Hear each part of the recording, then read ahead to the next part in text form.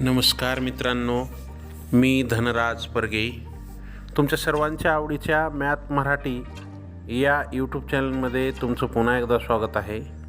मित्रांनो, नवोदय प्रवेश परीक्षा तयारी या भागामध्ये गणित विषयातील नफा तोटा या घटकावरील आपण संभाव्य प्रश्न पाहत आहोत. आज आपण संभाव्य प्रश्न भाग 6 चा अभ्यास करूया.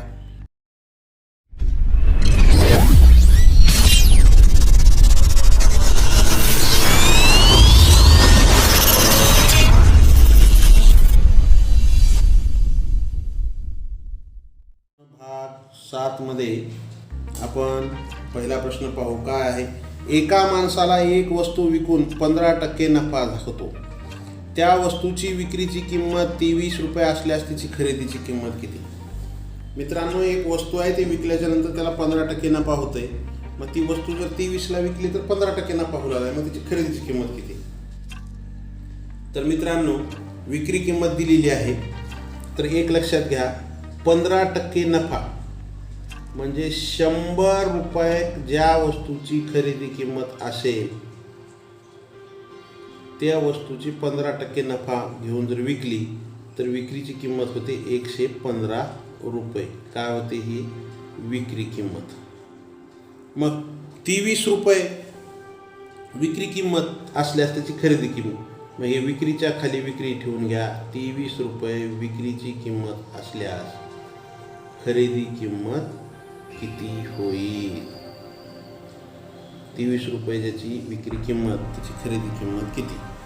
तर मित्रांनो, चला तिरकस गुणाकार करा. ह्या दोघाचा 100 गुणिले 23 भागिले ह्या दोघाचं, म्हणजे प्रश्नात चिन्ह लिहायची गरज नाही. मी 115 भाग जाते का बघा.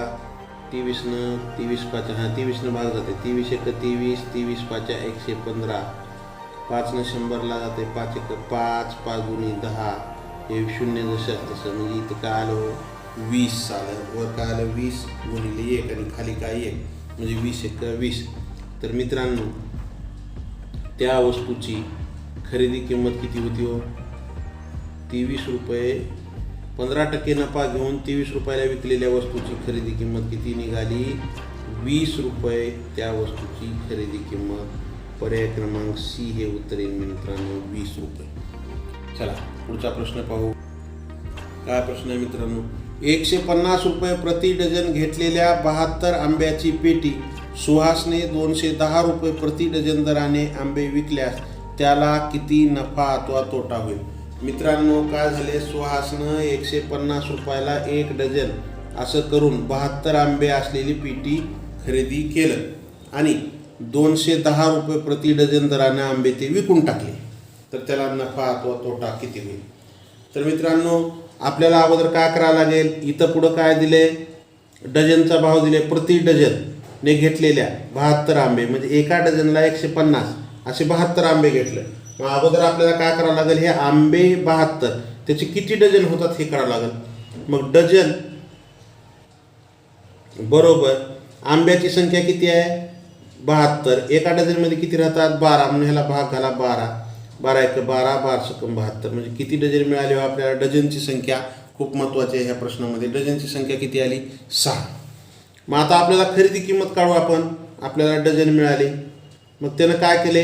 150 रुपयाला 1 डझन प्रति डझन. मग 150 किती डझन घेतले त्यानं? 72 आंबे म्हणजे 6 डझन घेतले. दोघाचा गुणाकार करा म्हणजे खरेदी किंमत मिळेल आपल्याला. 0 जशात तसं 15 90. म्हणजे मित्रांनो, त्या 72 आंब्याची किंवा 6 डझन आंब्याची खरेदी किंमत किती आली हो? 900 रुपये आली. मग त्यानं काय केले? आता विक्री किंमत घ्या. मग 210 रुपये प्रति डझन. एका डझनाला 210. मग आपल्याला डझनची संख्या मिळाली 6. मग आता विक्री किंमत बरोबर एका डझनला 210 किती डझन आहे? 6. दोघाचा गुणाकार करा. 0 जशास तसं. 6 1 6 आणि 6 2 12. 1260 रुपये काय मिळाली? विक्रीची किंमत मिळाली आपल्याला. काय मिळाली? 1260 रुपये विक्रीची किंमत. मग मित्रांनो, आपल्याला नफा किंवा तोटा काढायचे. मग खरेदी किंमत 900 आहे, विक्री किंमत 1260 आहे. खरेदी किमतीपेक्षा विक्री किंमत ज्यावेळेस जास्त असते त्यावेळेस नफा होतो. मग नफा बरोबर विक्री किंमत वजा खरेदी किंमत. नफा किती आहे हो? विक्री किंमत किती आहे? 1260 वजा खरेदी किंमत किती आहे? 900. करा वजा बाकी. 0मधून 0 गेलं 0 राहिलं, 6मधून 0 गेलं 6 राहिलं, हे 2मधून 9 जात नाही म्हणून इथला हाचा इथं 12, 12मधून 9 गेले 3. मग मित्रांनो इथं काय आलं? नफा बरोबर किती आला हो? 360 रुपये. हे आपलं उत्तर मिळालेलं आहे. नफा मिळाला का आपल्याला? किती आला नफा? 360 रुपये काय मिळाला? नफा. पर्याय क्रमांक ए 360 रुपये नफा. आपलं उत्तर काय आलं? पर्याय क्रमांक ए. मित्रांनो व्हिडिओ शेवटपर्यंत पहा. चला पुढचा प्रश्न पाहू. काय मित्रांनो पुढचा प्रश्न? एका भाजी विक्रेत्याने मेथीच्या 10 पेंड्या 50 रुपयास विकल्यास त्याला 10 रुपये नफा होतो, तर त्याला शेकडा किती नफा होतो? मित्रांनो त्या भाजी विक्रेत्यानं काय केले? 10 पेंड्या 50 रुपयाला विकले, तर त्याला 10 रुपये नफा झाला, तर त्याला शेकडा नफा किती होतो? मग आपल्याला इथं काय करावं लागेल? अगोदर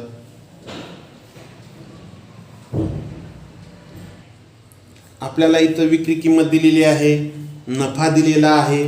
मग आपल्याला इथं काय करावं लागेल? आपल्याला शेकडा नफा काढायचे, म्हणजे अगोदर आपल्याला त्याची खरेदी किंमत काढावी लागेल. खरेदी किंमत काढल्याशिवाय शेकडा नफा आपल्याला मिळत नाही. मग चला, विक्री किंमत 50 रुपये आहे, नफा आहे 10 रुपये. खरेदी किंमत बरोबर काय येणार? विक्री किंमत वजा नफा. विक्री किंमत किती आहे? 50. नफा किती आहे? 10. मग 50मधून 10 गेले तर 40 रुपये राहिले, म्हणजे 40 रुपये हे काय झाली? खरेदी किंमत झाली. मग आता आपल्याला शेकडा नफा काढायचे. मग शेकडा नफा बरोबर नफा किती आहे हो? 10 गुणिले 100 भागिले खरेदी किंमत किती आहे? 40. 10 एक 10, 10 चौक 40, 4 एक 4, 4 दुनी 8, 2 उरले 20 झाले, 4 पंचे 20. तर मित्रांनो आपल्याला शेकडा नफा मिळालेला आहे. शेकडा नफा बरोबर 25. शेकडा नफा किती आला आपला? 25. आहे का पर्यायात? 25 आहे. पर्याय क्रमांक डी 25 हे आपलं उत्तर आलेलं आहे. मित्रांनो व्हिडिओ शेवटपर्यंत पहा, म्हणजे जवळपास तुमचा नफा तोटा हा घटक पूर्ण पक्का होऊन जाईल, किंवा त्याच्यातलं कुठलं कशाही प्रकारचं गणित आलं तर तुम्ही आणणार नाहीत परीक्षेमध्ये. चला पुढचा प्रश्न पाहू. एका कापड दुकानदाराने प्रत्येकी 140 रुपये दराने 30 शर्ट, 140 रुपयाला एक करून असे 30 शर्ट घेतले. प्रत्येकी 180 रुपये दराने 25 पॅन्ट, म्हणजे 180 रुपयाला एक करून असं 25 पॅन्ट घेतले, खरेदी केल्या. त्याला ते दुकानात माल नेईपर्यंत त्याला वाहतुकीचा खर्च आला 70 रुपये खर्च केले. त्याने ते सर्व शर्ट व पॅन्ट सरसगट 175 रुपयाला 75 या दराने विकले, तर नफा अथवा तोटा किती होईल? काय केले दुकानदाराने? मित्रांनो लक्षात आलं का? 140 रुपये दरानं 30 शर्ट घेतले, 180 रुपये दरानं 25 पॅन्ट घेतले, वाहतुकीचा खर्च 70 रुपये आहे, आणि ते दोन्ही दुकानात नेऊन त्यानं काय केले? सरसगट म्हणजे पॅन्ट बी घ्या, शर्ट घ्या, काही घ्या, 175 रुपयाला असं बोर्ड लावला, 175 रुपयाला म्हणून. काय त्यातलं शर्ट बी घेतलं तर 175 आणि पॅन्ट बी घेतलं तर 175. प्रश्न लक्षात आला का तुमच्या? मग आता याच्यामध्ये काय करावं लागेल मित्रांनो? अगोदर आपल्याला खरेदी किंमत काढून घ्यावी लागेल. काय करावं लागेल? खरेदी किंमत. मग खरेदी किंमत काढत असताना आपल्याला काय करावं लागतं मित्रांनो? इथं अगोदर ह्या 30 शर्टची किंमत काढू. शर्टची खरेदी किंमत बरोबर वेगवेगळी खरेदी किंमत काढून ती एकत्रित करावी लागेल. शर्टची खरेदी किंमत किती आहे? 140 गुणिले 30 येईल. 140 रुपयाला करून 30 शर्ट घेतले. हे शून्य 2 शून्य इथं जसे तसेच ठेवले. 14 त्रिकम 42, 4200 रुपये काय झाली? शर्टची खरेदी किंमत झाली.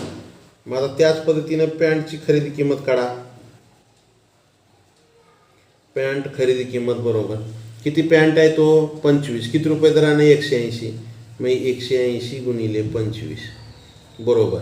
शून्य जशाच तसं 25 200ला शून्य हातचे आले 20. 25 1 25 आणि 20. 25 आणि 20 45. 4500 रुपये पॅन्टची खरेदी किंमत आहे. मग आता आपल्याला त्या दुकानातूनच घेतलेली एकूण खरेदी किंमत एकत्रित, ह्या दोन्हीची एकत्रित किंमत काढूत आपण अगोदर. नगाची पण बेरीज करा. किती नग आहेत? वर 30 आणि खाली किती आहेत? 25. हे 5 आणि 3 आणि 2 5 म्हणजे 55 नग. किती रुपयाला पडले? 0 0 5 आणि 2 7 4 आणि 4 8 55 नग. मग त्याच्यापैकी काही शर्ट आहेत, काही पॅन्ट आहेत. किती रुपयाला पडले आपल्याला? 8700 रुपये. पण मित्रांनो, हे 8700 रुपये बिल झालं. त्या दुकानात त्याने बिल दिला. पण ह्या एवढ्या 55 वस्तू दुकानात आणेपर्यंत त्याला किती रुपये खर्च झाला आहे? 70 रुपये त्याचा खर्च झाला आहे. मग त्याचा खर्च किती आला आहे? 70 रुपये खर्च आहे. मग आता आपल्याला काय मिळाले मित्रांनो? ॲक्च्युअल खरेदी किंमत आता मिळते आपल्याला. त्याचा वाहतुकीचा खर्च त्याच्यात ॲड केल्याच्या नंतर 0777. मग 8770 रुपये त्याची काय झाली? ही खरेदी किंमत झाली. मग आता याच पद्धतीनं आपण काय करू? विक्री किंमत काढू. आपल्याला एकूण नग किती येतं हे लक्षात राहू द्या. एकूण नग किती आहेत? 55. मग हे 55 नग त्यानं काय केले? सरसगट पॅन्ट असो शर्ट असो 175ला विकले. मग आता विक्री किंमत काय काढावं लागेल आपल्याला? एका नगाला 175 रुपये. मग किती नग होते आपल्याकडे? दोन्ही मिळून 30 शर्ट आणि 25 पॅन्ट, 55 नग. मग गुणिले त्याला 55 करा. म्हणजे 175 गुणिले 55 जर आपण ह्याचा जर गुणाकार केला तर किती येतो? 9625 हा गुणाकार येतो. म्हणजे आपल्याला काय झालं? विक्री किंमत मिळाली. किती आली विक्री किंमत? 9625 रुपये. मग मित्रांनो, आपल्याला खरेदी किंमत 8770, विक्री किंमत 9625. मग या व्यवहारात नफा झाला का तोटा झाला? नफा झाला. कशामुळं? खरेदी किंमतीपेक्षा विक्री किंमत जास्त आहे. मग चला नफा काढू. आता नफा बरोबर विक्री किंमत वजा खरेदी. विक्री किंमत किती आहे? 9625 वजा 8770. मग करा वजा बाकी. 5 मधून 0 गेलं, 5 राहिले. 2 मधून 7 जात नाही, इथला हातचा इथे घेतला, इथे झाले 12. 12 मधून 7 गेले तर 5 राहिले, इथे राहिले 5. 5 मधून हे 7 जात नाहीत, इथला हातचा इथे घेतला, इथे झाले 15. 15 मधून 7 गेले, 8 राहिले. मग इथला हातचा इथे घेतल्यामुळे इथे राहिले ते 8. 8 मधून 8 गेले 0. मग मित्रांनो, त्याला नफा किती मिळाला हो? 855 रुपये त्याला त्या व्यवहारामध्ये नफा मिळाला किंवा नफा होईल त्याला. मग आहे का 855 आपल्या पर्यायात? आहे. पर्याय क्रमांक सी, 855 रुपये नफा हे उत्तर आपल्याला मिळालेलं आहे. मित्रांनो, सर्व व्हिडिओ नफा तोट्यावरचे जर पाहिला तुम्ही संभाव्य प्रश्नाचे, तर तुमचा नफा तोटा हा घटक पूर्ण तुमच्या लक्षात येईल. आणि त्याच्यावर कशाही पद्धतीचा जर प्रश्न विचारला तर तुमच्या पूर्ण प्रश्न तुम्हाला ते सोपं जाईल. सर्व वेगवेगळ्या जेवढे नफा तोट्यावरचे जेवढे प्रकारचे प्रश्न आहेत तेवढ्या प्रकारचे प्रश्न मी इथे घेण्याचा जास्तीत जास्त प्रयत्न केलेला आहे. जवळपास हे 40 ते 50 प्रश्नपत्रिकेतून निवडून काढून बाजूला घटकवाईज प्रश्न घेतलेले आहेत. चला पुढचा प्रश्न पाहू आपण. तुम्ही व्हिडिओ शेवटपर्यंत पहा. काय प्रश्न आहे मित्रांनो? 20% तोट्याने बाबूरावांनी आपली मोटारसायकल पांडुरंगांना 20,000 रुपयास विकली, तर त्या मोटारसायकलची खरेदी किंमत किती? बाबूरावनं पांडुरंगला काय केले? 20,000 रुपयाला एक मोटारसायकल विकली. पण कसं? 20% तोटा सहन करून, 20% तोट्यानं. मग त्याची खरेदी किंमत म्हणजे बाबूरावला किती रुपयाला पडली? बाबूरावनं पांडुरंगला ज्यावेळेस मोटारसायकल विकली कितीला? 20,000ला. त्यावेळेस बाबूरावला किती? 20% तोटा झाला. मग आता ती बाबूरावला किती रुपयाला पडली ती वस्तू? आपण काढू आता. बाबूरावला किती रुपयाला पडली? मग आता काय दिले इथं आपल्याला? विक्री किंमत दिले आणि शेकडा तोटा दिले. तर मित्रांनो एक लक्षात घ्या की ज्या वस्तूची शेकडा तोटा 20 दिले म्हणजे ज्या वस्तूची खरेदी किंमत 100 होती ती वस्तू 20% तोटा म्हणजे कितीला विकले होते ना 80 रुपये त्याची काय झाली विक्री किंमत आली. म्हणजे 80ला विकल्याच्या नंतर त्याला 20% तोटा झाला 100ची वस्तू. मग 20,000 रुपयाची 20,000 रुपये विक्री किंमत असलेल्या मोटरसायकलची खरेदी किंमत काढा. मग ही 20,000 रुपये विक्री किंमत असताना खरेदी किंमत किती होईल बरोबर खरेदी किंमत किती. आलं लक्षात मित्रांनो. अशा पद्धतीने मांडणी करून घ्या आणि सोडवा. सोपं जातं. विक्री किंमतीच्या खाली विक्री किंमत आली तरच हे गणित सोपं म्हणजे बरोबर येतं. खरेदीच्या खाली खरेदीची यायला पाहिजे. मग काय करा ह्याचा तिरकस गुणाकार करा. हे 20,000 गुणिले 100 भागिले 80. चला काय करा मित्रांनो हे 0 कटला हे 0 कटला 8 भाग जाते 8 1 8 8 दोन्ही 16 4 उरले 40 झाले 8 पंचे 40 0 जशास तसं. मग आता वर काय काय राहिलं हो 250 गुणिले 100 हे 1 0 हे 2 3 0 1 2 3 हे इथले 2 आणि इथला 1 3 0 ठेवून घ्या. काय येईल मग 25 गुणिले 1 म्हणजे 25 1 25. तर मित्रांनो आपल्याला 25,000 रुपये त्या मोटरसायकलची बाबूरावने ती मोटरसायकल कितीला खरेदी केली ती म्हणजे खरेदी किंमत आपल्याला मिळालेली आहे किती 25,000 रुपये त्या मोटरसायकलची खरेदीची किंमत होती. पण ती बाबूरावनं काय केले 20% तोट्यानं 20,000ला पांडुरंगला विकून टाकली. आलं लक्षात. मग आपलं उत्तर काय आलं 25,000 रुपये. पर्यायात आहे का आहे पर्याय सी 25,000 रुपये हे आपलं काही उत्तर येईल मित्रांनो. चला पुढचा प्रश्न पाहू. काय मित्रांनो प्रश्न एका भाजी विक्रेत्याने भाजीच्या 60 पेंड्या 240 रुपयास विकल्यास त्या पेंड्याचा शेकडा दर किती. मित्रांनो प्रश्न खूप सोपा आहे. खूप म्हणजे खूप सोपा आहे. त्या भाजीच्या एका दुकानदारानं काय केले 60 पेंड्या 240 रुपयाला विकले तर 100 पेंड्याची किंमत काढायची आपल्याला. खूप म्हणजे खूप सोपा प्रश्न आहे हा.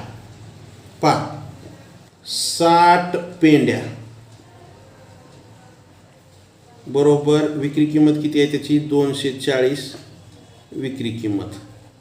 तर शेकडा दर किती म्हणजे 100 पेंड्याचा विक्रीची किंमत किती बरोबर विक्री किंमत किती. चला शेकडा दर काढायचे. 60 पेंड्याचे दर माहीत आहे 100चा 60 पेंड्याला एवढे तर 100ला किती तिरकस गुणाकार करा. 100 गुणिले 240 छेदामध्ये 60 हे 0 कटला हे 0 कटला 6 1 6 6 चौक 24 कालवर 100 गुणिले 4 बरोबर 400 रुपये. काय झालं शेकडा दर आपल्याला किती मिळाला शेकडा दर 400 रुपये हे आपलं उत्तर येईल मित्रांनो. आहे का पर्याय आहे डी हे पर्याय 400 रुपये म्हणजे उत्तर काय आलं 400 रुपये. तर मित्रांनो आपल्याला 240 भागिले 60 0 0 कटलं 6 चौक 24 म्हणजे 4 रुपये एका पेंडीचा आपल्याला एका पेंडीचं मिळालं. मग 100 म्हणजे शेकड्याला किती 100 गुणिले 4 म्हणजे 400 अशा पद्धतीने करता येतं. 400 रुपये आपलं हे उत्तर आपल्याला मिळालेलं आहे. चला पुढचा प्रश्न पाहू. मित्रांनो व्हिडिओ शेवटपर्यंत पहा काळजीपूर्वक पहा. तुम्हाला इथं नफा तोट्यावरचा सर्व अभ्यास या सर्व सिरीजमध्ये जेवढे काही माझे नफा तोट्याचे भाग आहेत ते जर तुम्ही पाहिलात आणि अभ्यास केलात तर त्यातले नफा तोटा हा घटक तुमचा पूर्ण समजून जाईल. तुम्हाला परीक्षेत कशाही पद्धतीचा प्रश्न आला तर तुम्हाला तो प्रश्न कमी वेळामध्ये सोडवता येईल. त्याच्यासाठी तुम्ही लक्षपूर्वक पहा लक्ष समोर द्या आणि व्हिडिओ शेवटपर्यंत पहा मित्रांनो. चला पुढचा प्रश्न पाहू आपण. काय आहे 40% तोटा सोसून एक बैल 7,200 रुपयास विकला तर त्या बैलाची खरेदी किंमत किती? किती टक्के तोटा सोसला? 40. कितीला विकला? विक्री किंमत 7,200. तर आता आपल्याला काय करायचे मित्रांनो, त्याची खरेदीची किंमत काढायची आहे. मित्रांनो तोटा किती झाला आहे? 40 रुपये, 40%. मग एक लक्षात घ्या, शेकडा तोटा म्हणजे 100ला 40. 100 रुपये ज्या वेळेस त्याची काय होती? खरेदी किंमत होती, त्यावेळेस 40% तोटा म्हणजे विक्री किंमत किती झाली हो? 60 रुपये ही त्याला काय झाली? विक्री किंमत झाली त्याची. त्याच पद्धतीनं 7,200 रुपये विक्री किंमत, म्हणजे 7,200 रुपये त्याची विक्री किंमत असताना त्या बैलाची खरेदी किंमत किती? खरेदी किंमत बरोबर प्रश्नार्थी. मग काय करा? तिरकस गुणाकार करा. कुणाचा? 7,200 गुणिले 100 आणि भागिले हे 60. तर मित्रांनो हे शून्य कटला, हे शून्य कटला, 6 भाग जाते, 6 1 6 1 उरला, इथं झाले 12, 6 दुनी 12, शून्य जशाच तसं. वर काय आलं? 120 गुणिले 100. मग हे 3 इथले 2 शून्य, हे 1 शून्य, 3 शून्य, 1 2 3, 12 1 12. काय आलं? हे 12,000 रुपये. काय आलं? 12,000 रुपये. 12,000 काय मिळालं आपल्याला? त्या बैलाची खरेदी किंमत बरोबर 12,000 रुपये आपल्याला त्या बैलाची खरेदी किंमत मिळाली. आला का नाही मित्रांनो? प्रश्न सोपे सोपे आहेत. चला पुढचा प्रश्न पाहू. 12,000 रुपये पर्यायामध्ये आहे का? आहे. पर्याय क्रमांक सी 12,000 हे आपल्या प्रश्नाचं उत्तर येईल मित्रांनो. चला पुढचा प्रश्न पाहू. एक वस्तू 64 रुपयास विकल्यामुळे 20% तोटा होतो तर त्या वस्तूची मूळ किंमत किती? वरच्या सारखाच प्रश्न आहे मित्रांनो. 64 रुपयाला विकलं की 20% तोटा होणार आहे. म्हणजे 20% तोटा होणार आहे म्हणजे काय? 100 रुपये खरेदी किंमत असणारी वस्तू 20% तोट्यानं, म्हणजे 100ला 20 रुपये तोटा म्हणजे कमी. कितीला विकली होती त्यांनी? 80 रुपयाला विकली. तेव्हाच त्याला 20% काय झाला? तोटा झाला. मग विक्री किंमत किती? 100 रुपये खरेदीच्या किमतीची वस्तूची 80 रुपये. तर 64 रुपये विक्री किंमत, 64 रुपये विक्री किंमत असलेल्या वस्तूची खरेदी किंमत किती? आलं लक्षात तुमच्या? आता काय करा? तिरकस गुणाकार करून घ्या. कुणाचा? 64 गुणिले 100 भागिले हे 80. इथलं काय होईल? इथं भाग करा ती. मग हे शून्य कटला, इकडला एक शून्य कटला. 8 1 8, 8 8 8 8 64. वर काय राहिलं? 8 गुणिले 10, 8 10 80. आपलं काय आलं उत्तर? 80. मग त्या वस्तूची मूळ किंमत किती होती हो? जी वस्तू 64 रुपयाला 20% तोटा सहन करून विकली त्याची मूळ किंमत किती होती? 80 रुपये त्या वस्तूची मूळ किंमत होती मित्रांनो. आलं का लक्षात तुमच्या? पर्याय क्रमांक सी हे उत्तर येईल 80 रुपये. चला पुढचा प्रश्न पाहू मित्रांनो. व्हिडिओ शेवटपर्यंत पहा, समोर लक्ष द्या. काय आहे प्रश्न? दरमहा 4,800 पगार असणारा सतीश वर्षाअखेर 14,400 रुपये बचत करतो तर त्याची शेकडा बचत किती? मित्रांनो प्रश्न व्यवस्थित वाचा. प्रश्न वाचन केल्याच्यानंतर तुमच्या लक्षात येईल काय आहे. दरमहा 4,800 रुपये त्याचा पगार आहे आणि त्यानं काय केले? एका महिन्याला 4,800 पगार असणाऱ्या माणसानं एका वर्षामध्ये वर्षाअखेर 14,400 रुपये त्यानं बचत केले तर त्याची शेकडा बचत किती? तर मित्रांनो आपल्याला अगोदर हा वर्षाअखेरचा हा जो शब्द आहे हा शब्द आपल्याला जर व्यवस्थित वाचला तर तुमच्या लक्षात येईल की त्यानं एका वर्षाची बचत आहे. इथं एका वर्षाची बचत दिली आणि इथं एका महिन्याची पगार दिले. मग हे दोन्हीही आपल्याला कुठं तर एका ह्याच्यामध्ये एककामध्ये आणावं लागेल. इथं महिने आहेत आणि इथं वर्ष आहे. मग एका वर्षामध्ये किती महिने असतात? 12. मला त्याची एका महिन्याची बचत आपल्याला काढावं लागेल, कारण की पगार कशी दिली? एका महिन्याची दिलेली आहे. एका महिन्याची बचत बरोबर 14,400 भागिले 12. 12 का भागायचं? 12 एका वर्षामध्ये 12 महिने असतात, म्हणून आपल्याला एका महिन्याचं काढायचं झालं तर त्याला 12 महिन्यानं भागावं लागतं. वर्षाचं दिलेलं आहे. 12 × 12, 12 × 12, 2 उरले, 12 × 2 = 24, शून्य जशाच तसं. मित्रांनो, त्याची एका महिन्याची बचत कळालेली आहे, आपल्याला मिळालेली आहे. एका महिन्याची बचत किती आली?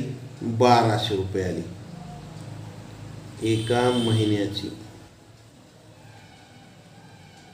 बचत किती आली हो? 1200 रुपये. मग आता आलं का लक्षात तुमच्या? त्याचा पगार किती आहे? 4,800. 4,800 रुपये पगार असताना त्यानं 1200 रुपये बचत करलाले. तर शेकडा बचत किती? मग हे गणित कसं मांडून घ्यायचं मित्रांनो? खूप सोपं आहे गणित हे जर आपल्याला कळालं तर काहीच अवघड नाही. ज्यावेळी त्याची 4,800 रुपये बचत होती, 4,800 रुपये बचत बरोबर हे पगार 4,800 रुपये त्याचा पगार असताना बचत किती आहे त्याची? 1200 रुपये बचत आहे. तर शेकडा बचत म्हणजे 100 रुपये पगार असताना बचत किती? अशा पद्धतीने हे मांडणी करायचं. हे मांडणी आली की तुमचं गणित तुम्हाला आलं. तिरकस गुणाकार करा. 100 गुणिले 1200, 100 गुणिले 1200 आणि छेदामध्ये काय येणार मित्रांनो? हे 4,800. हे 2 शून्य कटले, हे 2 शून्य कटले. 12 × 12, 12 × 48. वर काय राहिलं? 100. खाली काय राहिलं? 4. 4 भाग जाते. 4 × 4, 4 × 2 = 8, 2 उरले 20 झाले, 4 × 5 = 20. तर मित्रांनो, त्याची शेकडा बचत बरोबर 25%. हे आपलं उत्तर येईल मित्रांनो. हे पर्याय 25% त्याचं काय? शेकडा बचत. चला पुढचा प्रश्न पाहू. पुढचा व शेवटचा प्रश्न आहे मित्रांनो. हा प्रश्न शेवटचा, या भागातला शेवटचा प्रश्न आहे. काय आहे? रामरावांनी प्रत्येकी 240 रुपये दराने 20 साड्या व 300 रुपये दराच्या 25 साड्या खरेदी केल्या. साड्या आणताना प्रत्येक साडीवर 6 रुपये जकात भरली. त्या सर्व साड्या सरसकट 280 रुपये दराने विकल्या. त्या व्यवहारात त्यांना नफा अथवा तोटा किती झाला? मित्रांनो, हा प्रश्न अशाच पद्धतीचा आपण प्रश्न पाहिला होता. प्रश्न खूप मोठा आहे. तुम्हाला वाटलं हे कसं? काहीच नाही. आपल्याला प्रश्न समजला काय? ह्या प्रश्न एवढा सोपा प्रश्न काहीच नाही. आपल्याला अगोदर ह्याचं काय करावं लागेल? आपल्याला खरेदी किमती काढून घ्याव्या लागतील. काय केले? 2 प्रकारच्या साड्या आहेत आणि त्याचे वेगवेगळे भाव वेगवेगळे आहेत आणि नगसुद्धा वेगवेगळे आहेत. एक 20 नग 240 रुपये भाव आहे आणि 300 रुपये भावाच्या 25 साड्या आहेत. मग आपल्याला अगोदर काय करावं लागेल? ह्याची खरेदी किंमत. मग खरेदी किंमत कशी काढायची? ह्या 20 साड्या 240 रुपये दराच्या 20 साड्याची किती? 20 साड्याची किंमत किती येईल अगोदर काढावी लागेल. किंमत बरोबर 240 गुणिले 20 बरोबर काय येईल? हे 2 शून्य जशाच तसे. 24 दुनी 48, 4,800 रुपये. ह्या 20 साड्याची किंमत किती झाली हो? एवढ्या ह्याची 4,800 रुपये झाली. मग आता आपल्याला हे 300 रुपये भाव असलेल्या 25 साड्याची किंमत काढूत आपण. 25 साड्याची किंमत बरोबर आपण हे खरेदी किंमत काढू लागलो होतो अगोदर. त्याने वेगवेगळ्या भावाच्या साड्या खरेदी केल्या. 300 गुणिले 25, हे 2 शून्य जशाच तसे. 25 न 3 ला गुणा 25 × 3 = 75, म्हणजे 7,500 रुपये त्या 25 साड्याची खरेदी किंमत झाली. मग मित्रांनो, त्यानं काय केलं आहे पुढं वाचा. ते साड्या आणताना त्याला एका साडीला प्रत्येक साडीवर 6 रुपये जकात, म्हणजे एका साडीवर त्याला काय झालेलं आहे? 6 रुपये जकात भरलेली आहे. मग एकूण साड्या किती आणले होते ना? एकूण जकात बरोबर एकूण साड्या किती येतात ह्याची बेरीज करा. इथं नग किती झाले? हे 20 नग आणि हे 25 नग, 5 2 2 4, एकूण नग किती झाले 45. मग एका साडीला त्यानं किती रुपये 6 रुपये, म्हणजे 6 गुणिले 45. करा गुणाकार दोघाचा. 6 पंचे 30 ला 0 हातचे आले 3, 6 चोक 24 आणि 3 27, म्हणजे एकूण जकात त्यानं 270 रुपये भरले. तर मित्रांनो आता आपण ह्या तिघाची बेरीज केल्याच्या नंतर आपल्याला काय होईल, ह्या 45 साड्याची खरेदी किंमत मिळेल आपल्याला. आलं का लक्षात? करा बेरीज. 0 0 0 7 0 0 7, 5 आणि 2 7 आणि 8 15ला 5, हातच्याला 1 4 आणि हातच्या 1 5 आणि 7 12, म्हणजे 12,570 रुपये काय झाले खरेदी किंमत झाली. मग आता आपण काय करू, अशाच पद्धतीनं त्याची विक्री किंमत काढू. मग विक्री किंमत बरोबर ते काय केले, हे 45 साड्या आणले, वेगवेगळ्या भावानं आणताना आणलेले आहेत आणि 280 रुपयाला एक साडी, याप्रमाणे ते सगळ्या 45ला 45 280 रुपयाप्रमाणे देऊन टाकले. मग आता विक्री किंमत काढायचे. किती 280 रुपये भावानं विकल्या, किती विकल्या, आणल्या होत्या 45 आणि 45 विकल्या, म्हणजे 280 गुणिले 45. तर मित्रांनो 280 गुणिले 45, दोघाचा गुणाकार होतो 12,600 रुपये. 280चा आणि 45चा गुणाकार 12,600 आला. तर मित्रांनो 12,600 हे काय मिळाली आपल्याला, ही मिळाली विक्रीची किंमत. काय मिळाली, 45 साड्या 280 रुपयाप्रमाणे विकल्या, म्हणजे 12,600 रुपये विक्री. मग खरेदी किती आहे 12,570, विक्री 12,600. मग खरेदीपेक्षा विक्री जास्त आहे म्हणून त्याला काय झाला हो, नफा झाला. मग नफा बरोबर विक्री किंमत उणे खरेदी किंमत. विक्री किंमत किती आहे 12,600 उणे खरेदी किंमत किती आहे 12,570. वजाबाकी करा, 0मधून 0 गेले 0 राहिले, ह्या 0मधून 7 जात नाही, इथला हाचा इथे घेतला, इथे झाले 10, 10मधून 7 गेले 3 राहिले, इथे राहिले 5, 5 5 गेले 0, 2मधून 2 गेले 0, 1मधून 1 गेला. तर मित्रांनो त्याला त्या व्यवहारामध्ये नफा झाला किती 30 रुपये, फक्त त्याला 30 रुपये नफा झाला. तर पर्याय आहे का 30 रुपये नफा, पर्याय क्रमांक ए हे आपलं उत्तर येईल. मित्रांनो मॅथ मराठी या चॅनलला जर तुम्ही नवीन असाल तर सबस्क्राईब करा, लाईक करा व आपल्या मित्रांना शेअर जरूर करा. मित्रांनो मॅथ मराठी या चॅनलवर तुम्हाला 5वी नवोदय व 5वी स्कॉलरशिप गणित विषयाचे सर्व स्वाध्याय आणि त्या स्वाध्यायामधला प्रत्येक प्रश्न सोडवलेला तुम्हाला या चॅनलवर पाहायला मिळेल. तर मित्रांनो तुम्ही व्हिडिओ शेवटपर्यंत पाहिलात त्याबद्दल तुमचे पुनश्च एकदा धन्यवाद. जय हिंद. पुढच्या भागामध्ये भेटू आपण.